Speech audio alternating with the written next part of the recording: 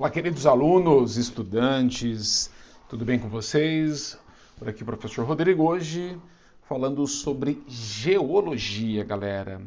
E além da geologia, é claro, né, todos os outros tópicos que essa disciplina traz para nós, né? Lembrando que a geologia também é um assunto que aparece nos exercícios, nas questões dos vestibulares e no Enem não é diferente. Então, depois do sinal aí, a gente já começa falando sobre o assunto. Muito bem, meus caros. Então, vamos lá, né? O que a geologia estuda? Vamos lembrar que geologia, ela é, na verdade, uma disciplina. Geralmente, cursos como engenharia civil, a própria geografia, química, acabam estudando a geologia por ser aí uma disciplina que abarca um conhecimento gigantesco e por conta disso, essas informações elas são fundamentais para o exercício e a formação dos profissionais. Agora, se você quer realmente dominar a geologia ou se você se interessa por esse estudo, aí você sim vai ter que cursar geologia, que aliás é um campo até mesmo promissor num planeta que precisa entender cada vez mais as estruturas do planeta Terra, seus recursos e as dinâmicas de cuidado com essa natureza, com esse meio ambiente, né? Então a geologia ela é uma área da ciência que acaba se dedicando principalmente ao estudo da origem e à composição e até mesmo à modificação da crosta terrestre, que foi sofrendo aí muitas transformações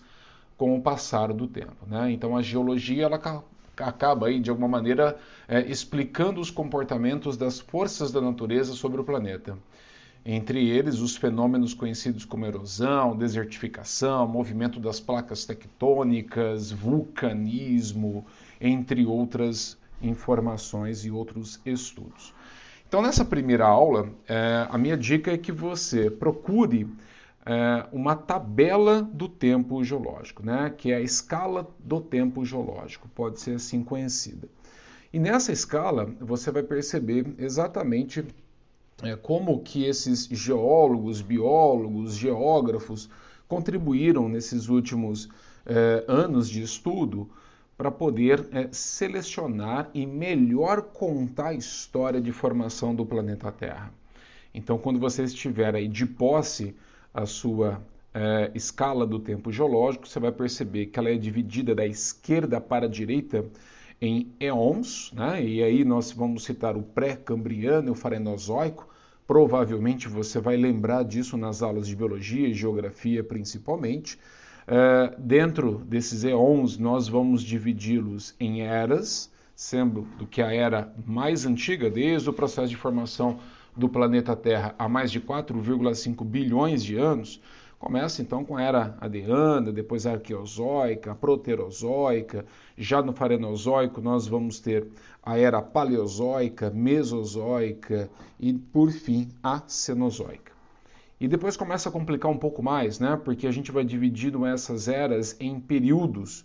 Por exemplo, nós estamos aqui no período Quaternário, que é o mais recente. Agora, se a gente voltar lá no Paleozoico, a gente vai ter o período Cambriano. Então é importante que você faça a análise visual, uma leitura atenta da escala do tempo geológico, para você entender um pouco mais sobre os principais eventos, tanto os geológicos como biológicos, e até mesmo os principais eventos que ocorreram até mesmo aqui no território brasileiro. Então, por exemplo, o que pode ser cobrado lá numa atividade, num exercício do Enem?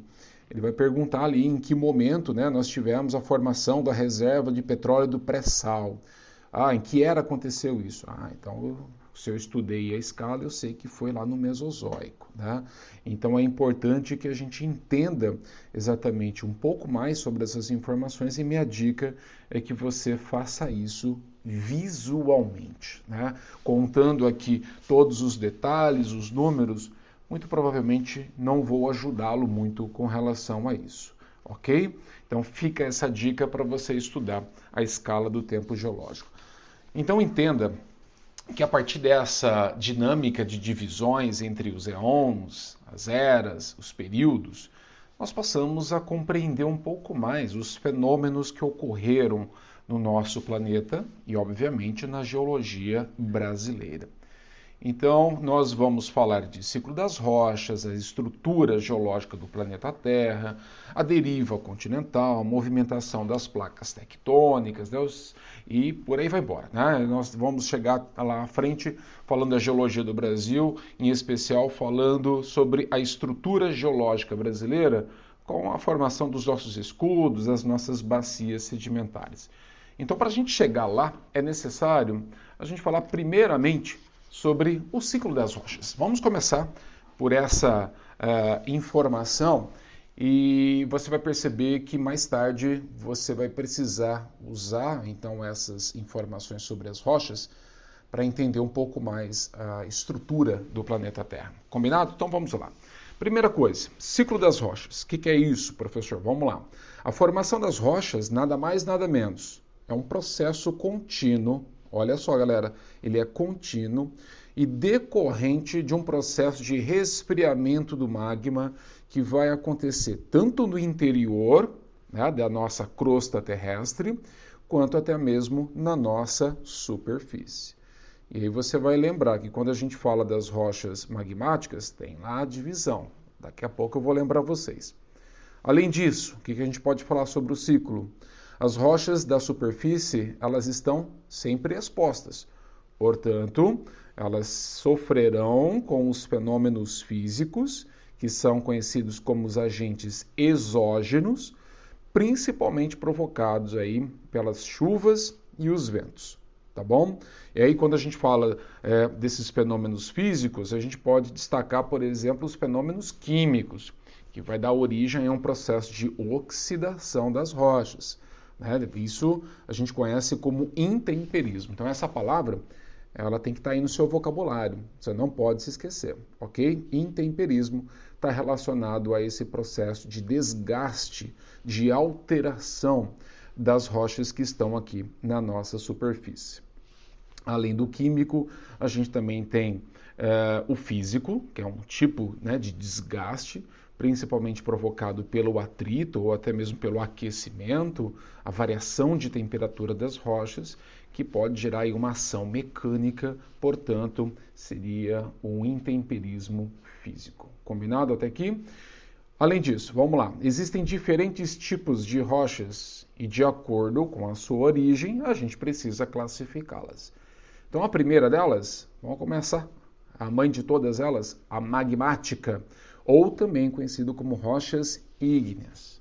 Elas são conhecidas, pessoal, pelo seu processo de solidificação do magma que vai acontecer no interior e quando, vamos imaginar, essa lava, ela consegue chegar até a superfície e ela passa por um processo de resfriamento, ela vai dar origem a uma rocha que nós vamos chamar de extrusiva.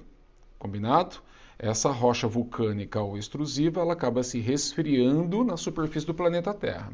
Agora, quando o magma ele começa a subir do interior do planeta Terra, tentando chegar até a nossa superfície, ele consegue encontrar fissuras ou ranhuras na nossa crosta terrestre e ele consegue, então, se encaixar nessas estruturas. Quando isso ocorre, então esse magma não chega até a superfície, então ele não vira lava, ele continua sendo magma. E ele passa por um processo de resfriamento muito mais lento. E aí, então, óbvio, ele vai dar origem a uma rocha que nós vamos denominar de intrusiva, também conhecida como rochas plutônicas, tá? Então, por exemplo, o granito é uma rocha plutônica, aliás, muito comum aí, talvez até na sua casa, como soleira de porta, a pia, Você encontra isso frequentemente na sua casa e é uma das rochas mais abundantes dos continentes no planeta Terra. Outra classificação das rochas são as sedimentares. Então, rochas sedimentares elas são formadas pela sobreposição de diversos detritos. O que são esses detritos? É o resto de outra rocha, tá? E aí, esses materiais eles podem ser divididos também como materiais orgânicos ou materiais químicos. Então, vamos lembrar que quando nós falamos de calcário, que é uma rocha super comum também no planeta Terra, esse tipo de rocha ele é formado pelo acúmulo de carapaças de animais marinhos, como o resto de conchas, e também por sedimento marinho. Então, pequenas partículas, né, de outras rochas que ficam ali num processo de decantação no oceano até chegar no fundo do mar, dando origem então a essa camada, onde você tem material orgânico e ao mesmo tempo detritos de outras rochas, né, que são os sedimentos. Quando isso se junta, dá origem então a uma rocha sedimentar. Ou então a calcita, né, que é um processo aí de contato com elementos químicos que consegue diluir, entrar em contato com essas rochas num processo aí de dissolução, e essa dissolução ela vai gerar uma precipitação, e aí o que acaba sobrando é uma reorganização molecular, né? E essas rochas elas são formadas através dessa dissolução das rochas, que vai ser então de origem sedimentar.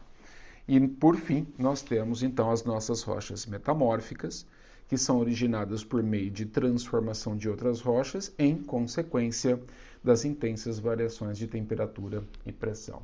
Então, por exemplo, gneiss, né? O gneiss é uma rocha metamórfica.